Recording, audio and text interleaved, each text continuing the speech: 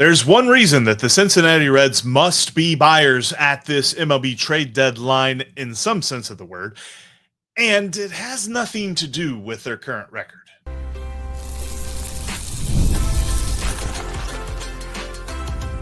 You are Locked On Reds, your daily Cincinnati Reds podcast, part of the Locked On Podcast Network, your team every day.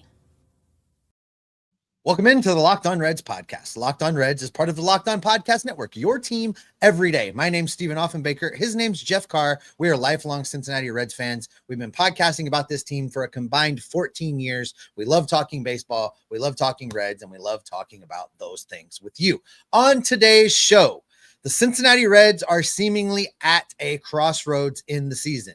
On one hand, there are reasons, and I support this, that it might be time to have a conversation about the Reds actually selling towards the deadline versus buying. But there's one thing that Jeff apparently can't get out of his mind, and that is holding him back from agreeing with me, which usually makes him wrong. So we're going to find out what that idea is. He's going to tell us why, and then we'll dissect it on just how the Reds can attack this trade deadline, having now squandered their start of the second half in New York by losing this series to the Washington Nationals. That's all on today's episode that is brought to you by Monarch Money. Take control of your finances with Monarch Money. Use code LOCKEDONMLB at monarchmoney.com for 50% off your first year. All right, Jeff, you and I were talking off air before we clicked record, and I am teetering. I am teetering on the brink of seeing the rationale behind the people that want this team to kind of take all of the dudes that are 1 year, all of the guys that are in their team control trade window, and go ahead and sell them off and really load up and prepare for 2026. I can see that thought process right now, given how this team continues to disappoint series after series against teams they should beat. But you're not quite there yet. No, I'm not. And there's one reason why, Steve. It's because they get 3 more years of Elly De La Cruz after this. Unless things change, unless the economics of baseball change, and there is something like a salary cap and max contract players like in the NBA and things like that open up the possibility of the Reds maintaining Elly De La Cruz on their roster in perpetuity. There is no reason for me for the Reds to be traditional sellers. Now, traditional sellers are teams that trade major leaguers for minor league prospects. I want to make that clear. That is what we're talking about when it comes to the distinction of buyers and sellers. I begrudge that there is a world where maybe prudent people look at this and say, you actually buy for 2026, you begin the offseason plan for 2026. And heck, who knows? Maybe if you catch lightning in a bottle like the Detroit Tigers did last year, that you buy, sell, and you still somehow make the playoffs. But this is not a team.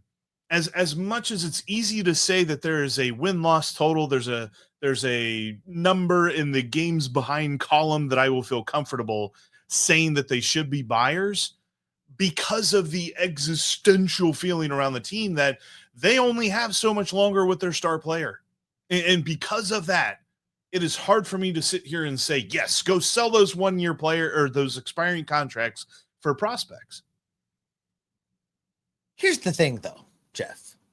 They've got one more game against the Washington Nationals where it was always meant to be, they are trying to avoid the sweep of being swept by the Washington Nationals today on getaway day there in the nation's capital. What a poor After that, series. Jeff, they have 3 games at home against Tampa Bay, followed by 3 games at home against the Los Angeles Shohei Ohtanis, followed by the Atlanta Braves in the Bristol series.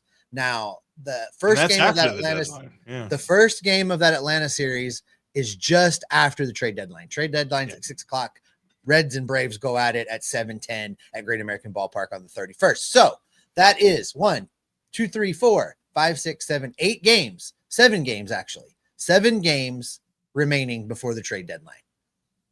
What do the Reds need to do in those 7 games to make you think it is reasonable and viable to go and add right now to try and get this team into the postseason, and that you would feel okay with trading away prospects to do it? Because I'm going to tell you, if they don't win 5 out of the next 7, maybe even 6 out of the next 7, I'm ready to trade everybody away with a 1-year contract, or that's not willing to sign an extension that's in their 2-year team control window. Reload for 2026. Tell everybody in this front office, this is what we're doing. This is how we're doing it. And if this team does not go deep into the playoffs in 2026, everybody from Nick Krall to the guy that stocks the lockers in the locker room at the end of the 2026 season gets fired. That's where I'm at with this team. I am sick and tired of average. I am sick and tired of inconsistency. I am sick and tired of wait till next year. I am sick and tired of give them time. I'm done giving them time. If they're going to blow it up with 2026 being Nick Krall, you will not have a job if we're not in at least the National League Championship Series. It's interesting because I don't have a ton of like analytical perspective on this. Normally I do. Normally I'm looking at some different stats and I'm saying this is pointing to this. We've got a trend this way. We've got something that's pointing me up.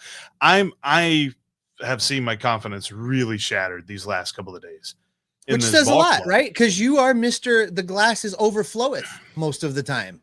Yeah, and this season has, I feel like I've said that before this season, which probably just speaks to my emotionalness. But when it comes to this ball club, it's hard not to feel that way. Like at some points, it seems like they're dead in the water, and then they go on a run that's completely improbable against really good teams, and all of a sudden they're right back where you hope they'd be. And then they go on a run of badness, and it just throws it all back into chaos. If they do what they've done all along this season, they're going to get swept today by the Washington Nationals. Then they're going to go out and win 2 of 3 against Tampa Bay. And no, they haven't been swept yet this year, so then they would win today. Listen.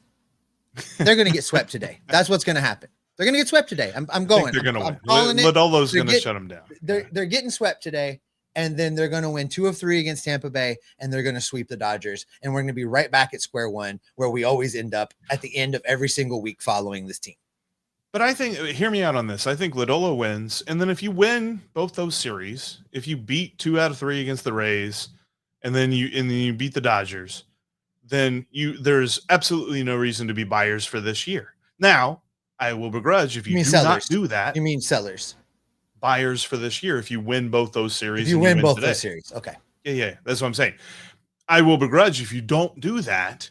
Then I will entertain the idea of a buy-sell strategy. But I do not agree that there is a realm of reality where the Cincinnati Reds should be a traditional seller. Now, a traditional seller also means that there is some rebuild in your motives. There are multiple players that you're getting rid of. The Reds are just looking to get rid of expiring contracts and maybe listening to offers on guys like Tyler Stevenson and Gavin Lux because of their 1+ years of team control.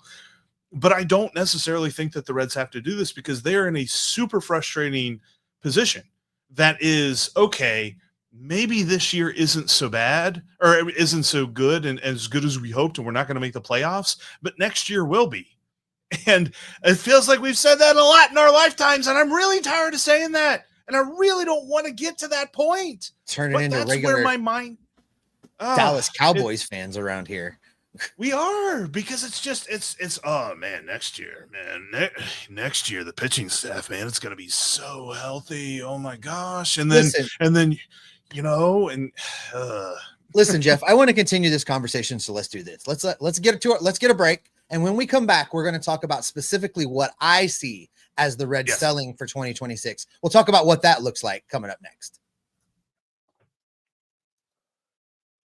You ever wish monitoring your money was easier? Well, with Monarch Money, it is. You got to check out Monarch Money today because they've got all of your accounts on one screen. Your deposit accounts, your credit accounts, your investment accounts are all right there. You need one password. Boom. They're all right in front of you. I love that because it's so easy to forget all the different passwords that you have. And one of the other great features that they have is they help you monitor your spending. Because if you're like me, there's a lot of times where you're just like, man, where did that money disappear to? Monarch Money is going to help you figure out where it disappeared to and in most cases help you figure out how to stop it disappearing in those same directions. You got to check out Monarch Money today, and we've got this great introductory offer for you over at monarchmoney.com. If you use the promo code LOCKEDONMLB, you'll save 50% off your first year. That's half off your first year of making wealth happen over at monarchmoney.com with the promo code LOCKEDONMLB. Make sure you're subscribed. That way you don't miss any of the great Reds content we've got coming for you. That includes Jeff and I here Monday through Friday on the Locked On Reds podcast. With that subscribe click, you're also going to get Tim Daniel live after each and every Reds game with the Reds postcast, plus any breaking news, emergency podcasts. The Reds did something, they didn't do something, something cool happened. You'll get all those as well. So make sure you click those subscribe and notification bells today. All right, Jeff, let's continue this conversation, because when I say I'm ready to have the sell conversation, I think you're right that I need to differentiate between blowing it up, rebuild, and a sell now for an all-in in 2026. It would have to look like this for me. You would shop Gavin Lux. You would shop Nick Martinez. You would shop Austin Hayes. You would shop Tyler Stevenson. Everybody settle down. He's in the window of not having much team control left and wasn't interested. The Rays model, right? Right. The Rays model. And he wasn't interested in an extension conversation based on whatever numbers it was that the Reds were presenting. So he's already rejected an overture. So I would shop him at this point, because as unpopular as that is in Cincinnati and as anti-Cincinnati as that is, if this is going to work, this model that the Reds front office has pitched, we can't do that thing we do in Cincinnati, which is get attached to every single person that puts on a Reds uniform. We can't do that anymore. So those guys get shopped, Jeff. Any of the bullpen arms that could get you a little something in return, shop them, because the idea would be then you're trading for guys that maybe aren't quite ready for prime time, but that should be major leaguers next season.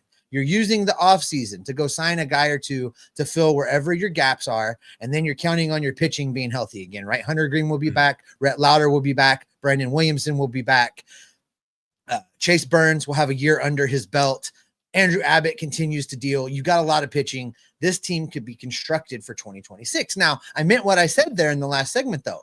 I would put everybody in this organization that draws a paycheck on notice that if this team doesn't get deep into the postseason in 2026, after you do that, after you trade away, after you go out and go all in, you push all your chips to the middle of the table, anybody that's getting a paycheck right now should be fired. Start over from a front office standpoint. New GM, new baseball operations, new everybody. We can't fire the Castellinis. I've tried. I've been told that's not legal. So we can't do that. But everybody else should go and try again, because this is the window. The time is now. 3 years of Elly De La Cruz, they've already squandered a couple. You get to 2026, you build around him for a run, and you tell this team, let's go. You tell Tito Francona, this is why you're here. Here is your team. Get this team to the postseason. That's what I would do. I like it. I definitely think that it's got to be moves that help out next year's ball club, not moves that help out 2028, 2029 years ball club. We're not talking about, guys. Yeah, get out of here with the number one prospect from single A. We're not talking about that guy. I love talking about the minor leagues, and I love looking at the future of players, but there is a reality to it that is very stingy about how good those guys can be. Just see the most recent news in Reds minor leagues that they released Matt Nelson, a compensatory first round pick from a couple of years ago. One of the guys we had on the list of future catchers, never really panned out, never really made it above Double-A Chattanooga. But again, he was a compensatory first round pick, the number 35 draft pick in that year. So it's really hard for me to say, yeah, go ahead and trade Nick Martinez for some guy we won't see for 3 years. If the Reds are trading Nick Martinez, and I even say the expiring contracts, if they're making those moves, it's got to be for difference makers next year. They've got to have the same eye that they had in 2019. Or money to buy a difference maker in the offseason. Okay, I can handle that. Yes, if you're getting rid of some contract money for Nick Martinez or somebody like that, and you're reinvesting that, that's good. But we're coming up now, Steve. We have hit the window. Because I think that we were all spoiled in 2023, where we were using the moniker of ahead of schedule. And then they weren't because they didn't make the postseason. And then they had, they didn't do anything last year. And now here we are on the brink of not making the playoffs yet again. We are in that time frame that we were all looking at and saying that is what they're pointing to. They are pointing to 2025, 2026, something like that. 2024, in some cases, what we looked at. And they hired Terry Francona, signaling that they believe they were there.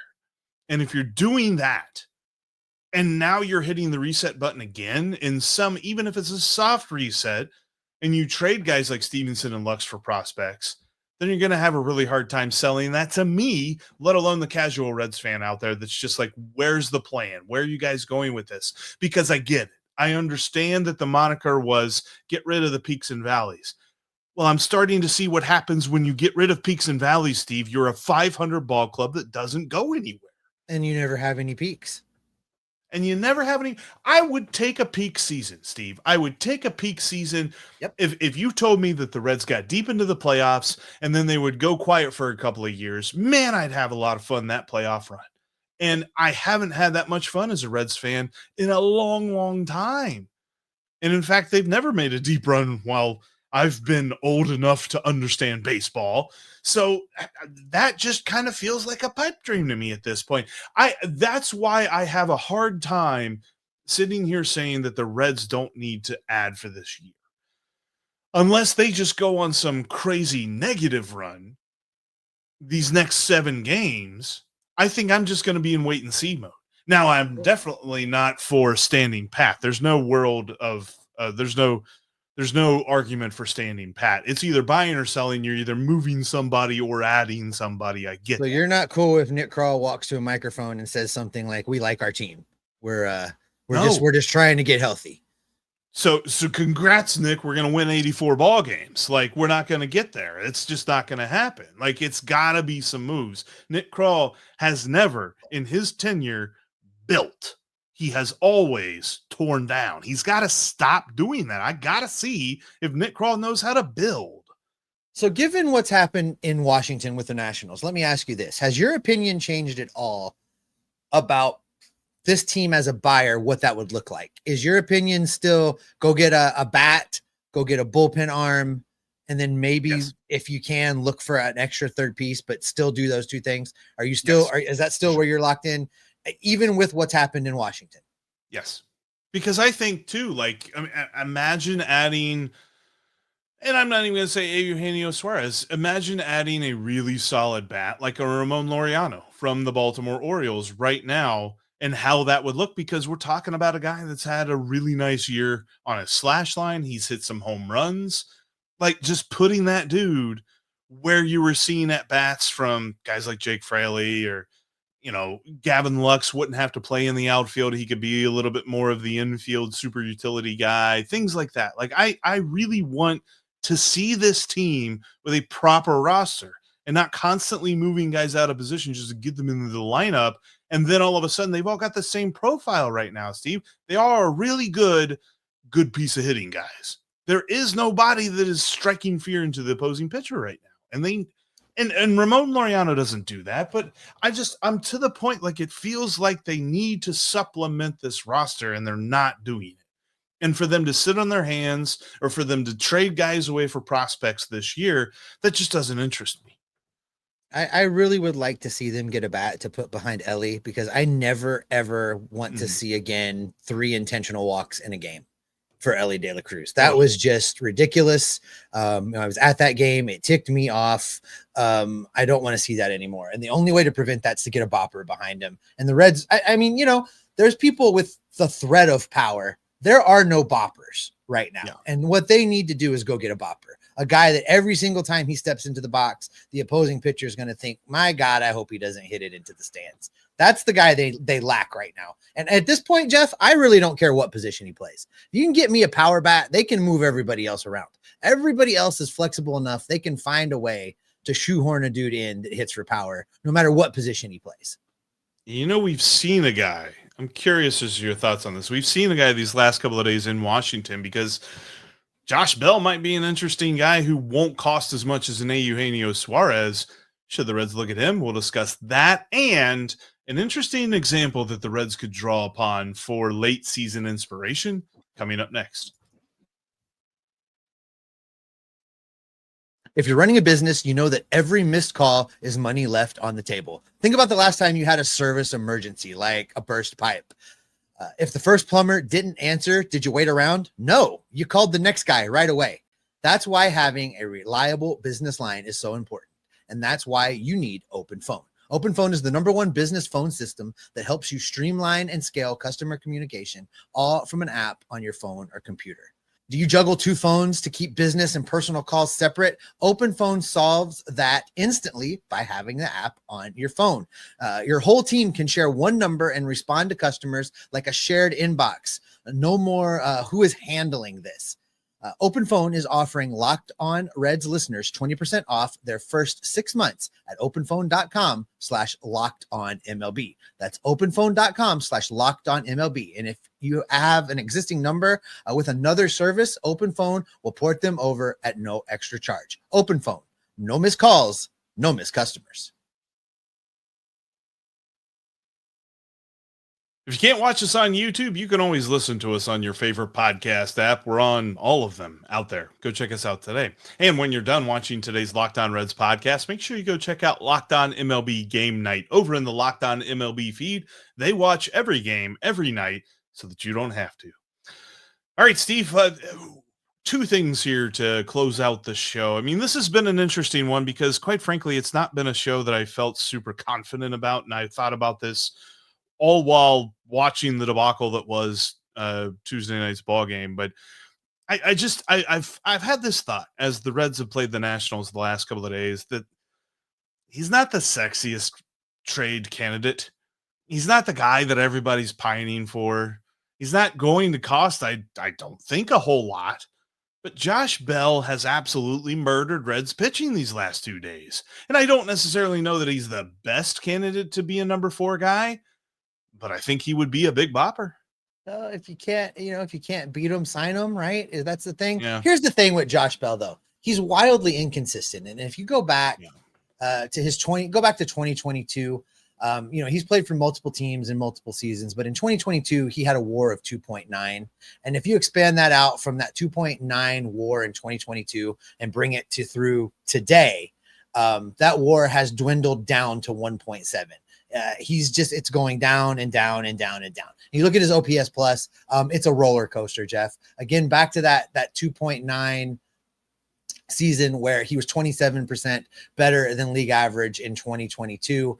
You look at his 2023, now he's down to 101, so just 1% better than league average. Now, he did have a bit of a bounce in Miami in 2023 where he was 14% better than league average, but overall still just 1% for that season.